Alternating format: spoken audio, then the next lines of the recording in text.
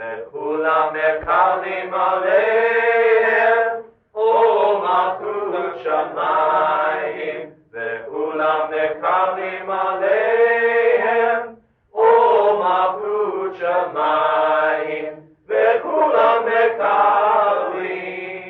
מקבלים עליהם, ומלכות שמיים, ומלכות שמיים, וכולם מקבלים עליהם, ומלכות שמיים. Shalom Talmidim, Zman LeIvrit. Hi students, it's time for Hebrew. Today our Torah portion is named Ha'azinu. It means give ear. Open your Sefer to lesson number 53. We will be reading Deuteronomy 32, verse 1. Let's jump right in because we have many challenge teachings today, and I would like to give you a memory quiz toward the end of our lesson. Today, our verse is a memory challenge. Ha'azinu hashamayim ve'adabera v'tishma ha'aretz imre fi. The translation is, give ear, O heavens, and I will speak. Hear, O earth, the sayings of my mouth. Challenge teaching number 1 says, the Hebrew word for ear is ozen. Which related word can you find in the verse above? If we look for the aleph and the zayin and the nun, we don't have to look very far. We will find that ha'azinu shares the same root for ozen. And what does it mean? It means give ear or listen up. And who is supposed to be listening? We recognize the next word, hashamayim, as the heavens. We probably also recognize the vocabulary word for this week, haaretz. Hashamayim ve'haaretz have been some of our vocabulary words since the very first Torah portion in Bereshit, when God created hashamayim ve'haaretz. If the shamayim is to give ear, what is the aretz to do in our portion this week? It says v'tishma. Do you recognize that word? Perhaps you recognize the root, shma. Shin, mem, ayin. Shma means hear. That's the answer to challenge teaching number 3. Which word means hear? Shma. And who does the hearing again? Nachon, that's right, haaretz. Let's look now at challenge teaching number 4. It says, many verses begin, Vayedaber Adonai el Moshe lemor. Yes, we definitely recognize that phrase. Well, what does Vayedaber mean? It means and spoke. How do we say, I will speak? We can learn a new verb conjugation this week by looking at the third line of our vocabulary. We will find the root daber, dalet, bet, resh, right in the middle of this word.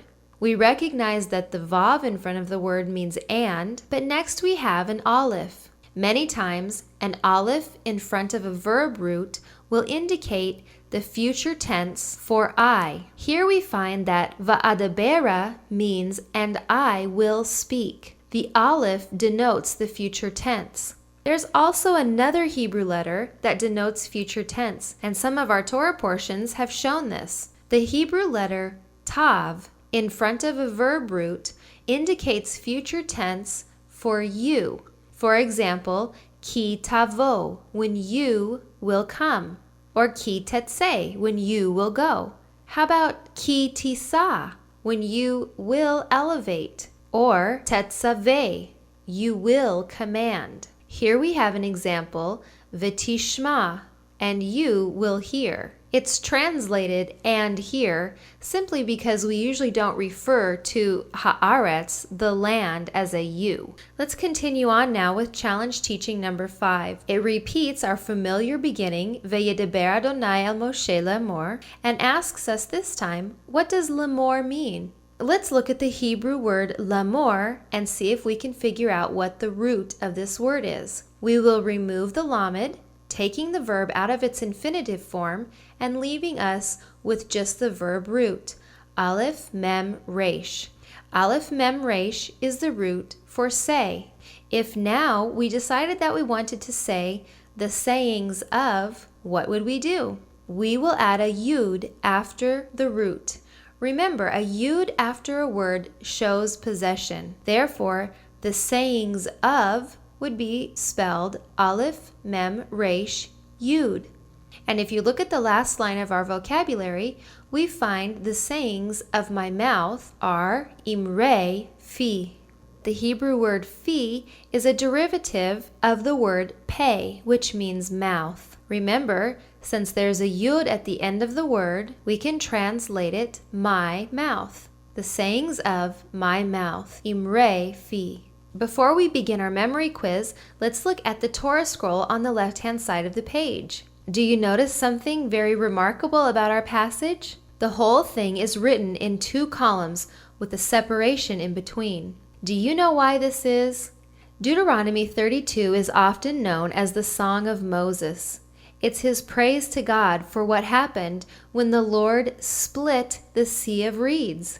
Therefore, when a sofer, or a scribe, transcribes the Torah, he always writes Deuteronomy 32 in 2 columns to remind us of the sea that split before our own eyes.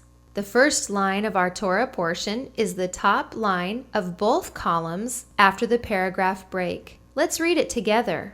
Ha'azinu hashamayim ve'edabera ve'tishma ha'aretz imrei fi. Isn't it interesting how that works out? Okay, let's look at our vocabulary one more time, and then I'm going to have you shut your book for a quiz. First of all, the name of our Torah portion, ha'azinu, and what's going to listen or give ear? Next we have the word hashamayim, the heavens, ve'adabera, and I will speak, ve'tishma, and hear, ha'aretz, the earth, imrei fi, the sayings of my mouth. Okay, close your book. I'm going to begin by leaving out one word of Deuteronomy 32 verse 1. Close your eyes and listen carefully and tell me what word I left out.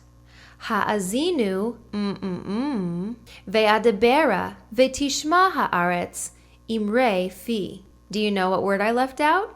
Metsuyan! Excellent! If you said hashamayim, you're exactly right.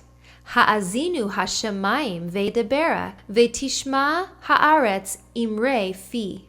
Okay, we're going to do it again. This time I'm going to leave out 3 words. So are you ready? Don't look at your book. Let's begin. Ve'adabera ve'tishma imrei fi. Did you catch the 3 words? If you recognized that ha'azinu, hashamayim, and ha'aretz were missing, good for you, kol hakavod. Okay, let's say our verse one more time together, and then you can either choose to take on the memory challenge or not. And next week, we will be back together for our very last class. In closing, let's recite Deuteronomy 32, verse 1. Ha'azinu hashamayim, ve'edabera, ve'tishma ha'aretz, imrei fi. Give ear, O heavens, and I will speak, and hear, O earth, the sayings of my mouth. Shavua tov, talmidim, v'litrot.